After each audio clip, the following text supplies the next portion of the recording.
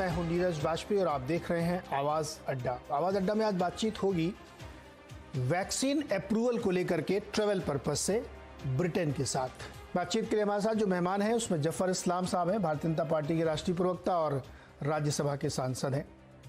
अशोक सज्जन हारजी हमारे साथ हैं, पूर्व डिप्लोमेट रह चुके हैं, तो विदेशी संबंधों को समझते हैं कि इसके पीछे क्या राजनीति हो सकती है, ये भी जानने की कोशिश करेंगे। डॉक्टर स्वाति महेश्वरी हमारे साथ हैं जो इंटरनल मेडिसिन के हेड और कोविड के दौरान बहुत काम किया इन्होंने, तो थोड़ा सा वैक्सीन के संदर्भ में भी समझेंगे। और इसके साथ ही हमारे साथ समीर भाटी साहब हैं जो वैक्सीन अवेयरनेस कैंपेन सरकार ने चलाया उसके सदस्य हैं। आप सबका बहुत बहुत स्वागत है हमारी चर्चा में जुड़ने के लिए। भाटी साहब, आप लोगों के लिए आप जो अवेयरनेस कैंपेन चला रहे हैं, लोगों के मन में सवाल हो जाएगा, देखिए ब्रिटेन वालों ने रोक दिया, उनकी वैक्सीन वही नहीं मान रहे हैं, तो आप कैसे समझाएंगे लोगों को कि भाई क्या दिक्कत हो गई है? जी जी बिल्कुल बिल्कुल। देखिए, जिस तरह से बात करें, अभी डॉक्टर स्वाति ने भी बताया कि वर्ल्ड की हमारी सबसे लार्जेस्ट ये वैक्सीनेशन ड्राइव चल रही है और फिलहाल अभी जो हमने देखा, हमारे जो रूरल एरियाज थे स्पेसिफिकली उनमें हेजिटेंसी कम हो गई। वहां पर भी हम देखें तो ये वैक्सीनेशन हमारा काफी स्पीड अप हुआ है। इनफैक्ट 4 बार लगातार 1 करोड़ से ज्यादा वैक्सीनेशन और एक दिन 2.5 करोड़ से ज्यादा भी वैक्सीन लगी है। तो वैक्सीनेशन हेजिटेंसी काफ़ी कम हुई थी और लोग अपने आप से वैक्सीनेशन के लिए सेंटर्स पे पहुंच रहे थे। डेफिनेटली इस तरह की चीज़ें ड्राइव को तो अफेक्ट करती करते। और इसके अलावा जैसा अभी बताया कि हमारा अभी इस पे बहुत चीज़ों पे क्लैरिटी नहीं है कि फ़िलहाल अभी हम जो बात कर रहे थे कि जो यूके की ट्रैवल पॉलिसी है उसके अंदर मतलब 3 उन्होंने कैटेगराइज किया हुआ था, रेड में, एम्बर में और ग्रीन के अंदर। तो इंडिया फॉल कर रहा था कि एम्बर के अंदर। तो उसके अंदर क्या है कि आपको प्री डिपार्चर टेस्ट कराना और उसके बाद वहां पर एक बार टेस्ट कराना, आपको क्वारंटाइन होने की जरूरत नहीं है। बट अब जो 4 अक्टूबर से वो उनकी ट्रैवल पॉलिसी जो चेंज हो रही है उसके अंदर 2 कैटेगरीज है, एक तो रेड लिस्ट है और दूसरी रेस्ट ऑफ द वर्ल्ड।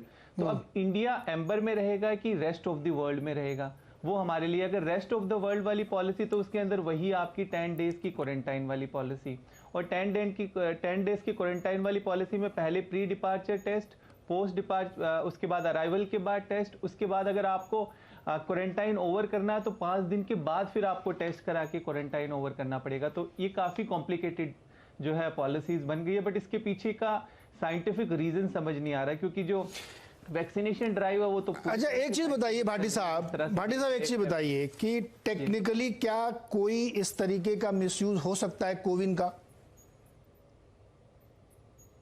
या कुछ आपने ऐसा कहीं सुना है? जहां तक बात है, जैसा अभी हाँ देखिए, कोविन की जहां तक बात है, अभी आपने भी जैसा बताया कि जो यूके हाई कमीशन है उन्होंने 2 बार विजिट किया है। आर.एस. शर्मा जी जो सीईओ है कोविन ऐप को जो स्पेसिफिकली देख रहे हैं, वो 2 बार इसको विजिट करके देख चुके हैं और कहीं कोई इस तरह की ग्लिचेस नहीं पाई गई है। मतलब सबसे ज्यादा जो डिजिटलाइज प्रोसेस है वर्ल्ड का वो इंडिया के अंदर चल रहा है। तो मैं समझता नहीं हूँ कि ये कहाँ पर उनको इसमें ग्लिचेस लग रही है। क्या हेल्थ केयर सर्विसेज पे, गवर्नमेंट पे, एडमिनिस्ट्रेशन पे, कहाँ पर, मतलब इस पे अभी कुछ भी क्लैरिटी नहीं है। जैसे कैंपेन प्रोग्राम आप लोग चलाते हैं और उसमें इस तरह के सवाल लोग पूछते होंगे कि भाई कोवैक्सीन इतनी सफलतापूर्वक, उसके खिलाफ नहीं आती कोई खबरें या कोई दिक्कत?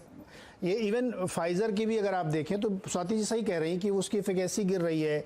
अब वही लोग दवा बेचने के लिए कह रहे हैं बूस्टर डोज लगाइए, तीसरी, इजराइल में तो चौथी 5वीं तक बात पहुंच गई है। तो ये जो ग्लोबली एक गोरख धंधा चल रहा है दवा बेचने का, वैक्सीन बेचने का, उसके बीच में एक अच्छी सी वैक्सीन को अप्रूवल तक नहीं दिलवा पा रहे हैं। तो आप लोग इस तरह के सवालों को कैसे फेस करते हैं?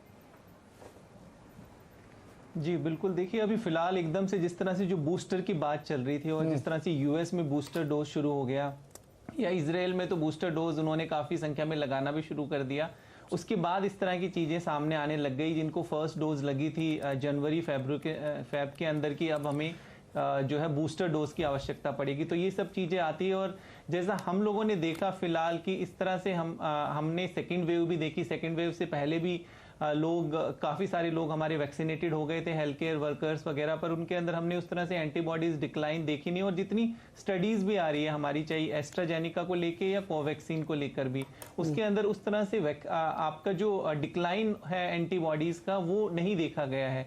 जिस तरह से जो स्टडीज़ इजराइल में की गई है फाइजर एंड मॉडर्ना के ऊपर, उनका अराउंड 6 मंथ के अंदर उन्होंने काफ़ी ज़्यादा एंटीबॉडीज़ में डिक्लाइन देखा गया है। तो इस तरह के क्वेश्चंस उठते हैं जब ऐसी बातें आती है इस तरह से।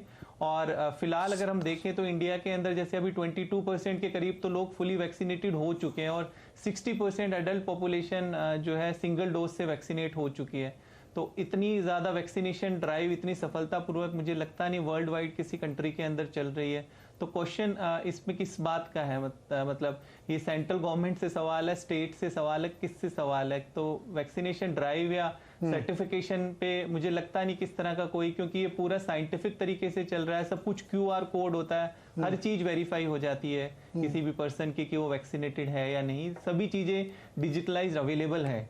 चलिए, बहुत बहुत शुक्रिया सर हमारे साथ जुड़ने के लिए, देखने के लिए और ये क्लैरिटी के लिए कि एक ज़बरदस्ती का विदंडावाद खड़ा किया है ब्रिटेन ने, कोई लॉजिक नहीं बनता है। मुझे लगता है जल्दी इसमें सोल्यूशन निकल आएगा। बहुत बहुत शुक्रिया, देखते रहिए CNBC आवाज़।